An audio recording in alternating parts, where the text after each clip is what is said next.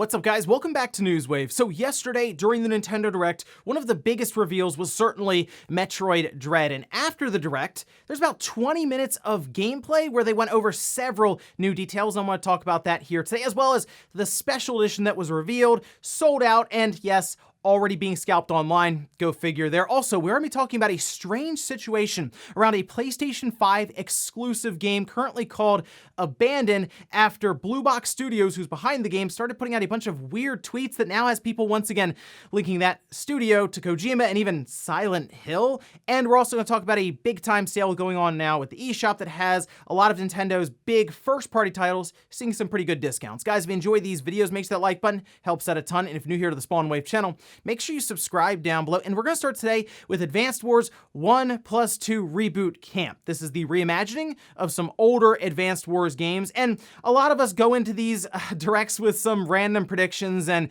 couple that are always thrown out there is like Advanced Wars or Golden Sun. Well, we got Advanced Wars, which, hey, Golden Sun fans, keep holding out. We just saw Advanced Wars get announced. You never know with Golden Sun. Now, we did get some new information during the Treehouse. It was kind of interesting. Really, the biggest one here is that it was explained that there would be some sort of online multiplayer. We know there's going to be 4-player multiplayer currently in the game, and they said that they would let us know a bit more information on the online side of things as we get closer towards release later on this year. They also explained that Way Forward is actually working on this game in collaboration with Nintendo. The one thing that kind of caught me, though, is that they are looking for a full $60 on this one, and I do believe that Advanced Wars fans are going to be picking this up. I don't know if a lot of people who are unfamiliar with the series are going to immediately jump at it at that price, but we'll see. At least for the long-time Advanced Wars fans who have been holding out for something new from Nintendo with this, well, you kind of got it. It is, yes, the older Advanced Wars, but still,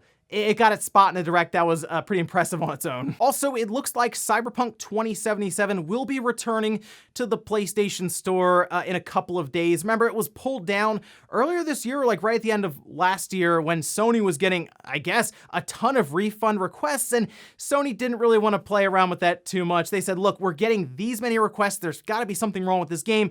We're just pulling it down, and we don't want to open the floodgates for other games potentially getting refunded as well. So that goes down, and here we are 6 months or so later. It looks like June 21st, this according to Axios, it will be available again on the PlayStation Store, but a Sony spokesperson actually commented to Axios, you can see that here, where they said, players should still expect to experience some issues with the game. Users will continue to experience performance issues with the PS4 edition, while CD Projekt Red continues to improve stability across all platforms. PlayStation management recommends playing the title on PS4 Pro or PS5 for the best experience. They're basically saying, hey, don't even buy it if you have a base PlayStation 4. It's not gonna go over well. It's just, I guess it's to the point where it will at least run and not crash too much, and they're at least confident enough to put it back up. I mean, eventually the game was going to go back. I thought it was going to be when the native PS5 version released, I guess, later on this year, but now we keep hearing that might be delayed further. It's just like, you know what?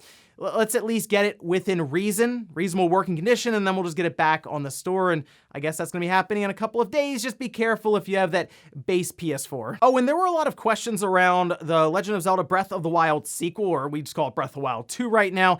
Specifically, why we still don't have a title for this game. Well, IGN caught up with Bill Trinen at Nintendo, and he actually laid out a pretty good explanation, something we're going to be looking towards when, I guess, the next time they show it. Maybe they'll give us the title then. We can see this from Bill Trinen over on IGN, where he says, as for why we're holding back on the name, you'll just have to stay tuned, because obviously, Zelda names are kind of important. Those subtitles, they start to give little bits of hints about maybe what's going to happen. So basically they're saying, if we tell you what the title is, you're gonna like at least get an idea as to the direction of the game, maybe the plot, the idea around what they're trying to do with it. And we got some little hints in there. It almost looked like we were getting some time manipulation, so it could be related to that. Maybe there is something to do with time in general with the title, and that would give away some of the premise of the game. So hopefully the next time we see it, they're ready to tell us the title, and hopefully it does release in 2022. Because remember, they say they're aiming for 2022. Doesn't mean it won't end up in 2023. And guys, with some of the quick news out of the way, let's get into the bigger stuff. Let's start right away with this big time sale going on right now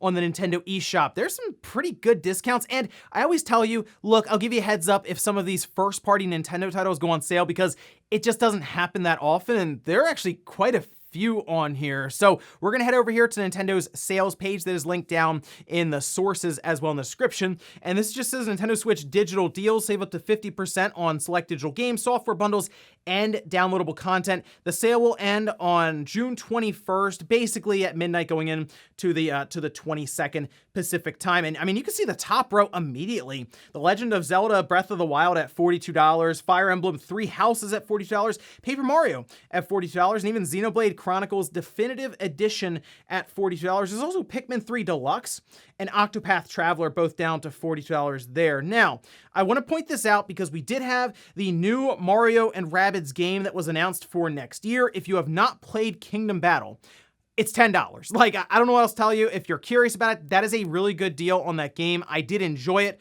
when it came out years and years ago at full price, so at this point, I have to say $10 is a steal for that. Some other titles I went ahead and picked out includes Hades at $17.50. That's a game that will keep you busy for a long time. So $17.50 is a great deal on Hades. Scott Pilgrim vs. the World at $9.75. Certainly a classic there that's come back recently, so definitely one I would pick up as soon as you can. Lego City Undercover at $6. Once again, these are some time sync games, and at $6 is pretty good. Persona 5 Strikers seeing a discount down to $39. Onimusha Warlords at $8. Dragon's Dogma cut in half to $15. And if you just saw the Phoenix Wright game that Capcom had been talking about during their E3 presentation, you can actually get in on the series here with Phoenix Wright Ace Attorney Trilogy at $20. Now, there's also several bits of DLC and bundles that are on sale, certainly worth looking through. I saw Wario64 tweet out that there was like 1,800 items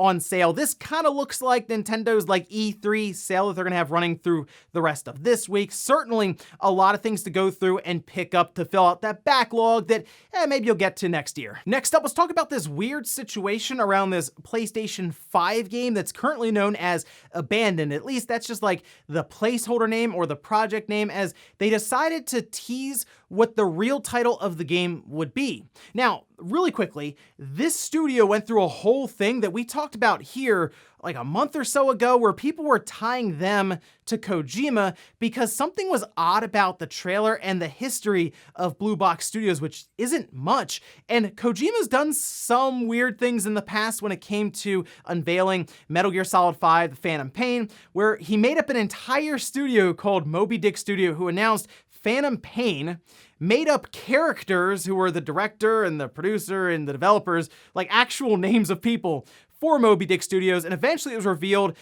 that that was all like a smokescreen, and the whole thing was leading to Metal Gear Solid 5 Phantom Pain. It was Kojima the whole time. So that's really why people are looking at this kind of sideways. They're like, is this Kojima again? Because take a look at this tweet here. This from Blue Box Game Studios, again, out of nowhere yesterday on Twitter, saying, guess the name, Abandoned equals first letter S, last letter L. Reveal closing in. And I guess we're going to be seeing something about Abandoned here soon.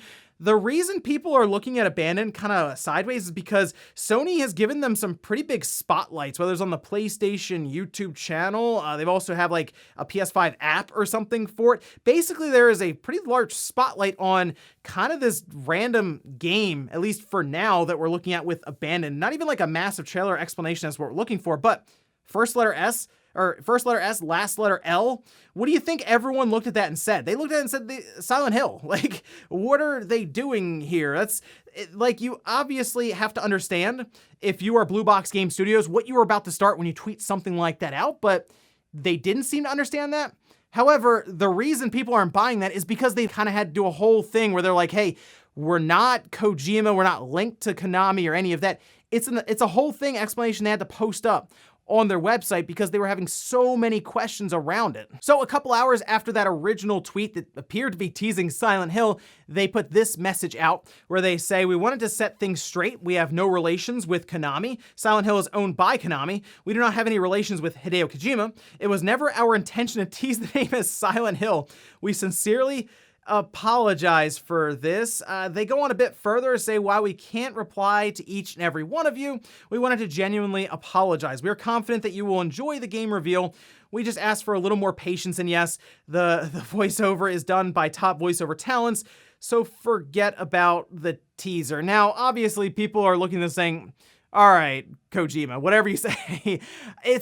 The problem is it's happened before with Kojima, and this is something that, I remember this happened with Death Stranding, all right? So Death Stranding gets shown, everyone looked at it and said, that's not the game, it's Kojima. There's more to it. I feel like whenever Kojima could be involved, people really try to read between the lines. Death Stranding comes out, it really was about just delivering packages, and everyone kind of stepped back and said, oh, well, that's surprising. I mean, that's what he showed us the whole time, but I will say, something is strange about this whole Blue Box Studios and Abandon. I will admit that. It does not seem as straightforward as, oh, they made a mistake on social media.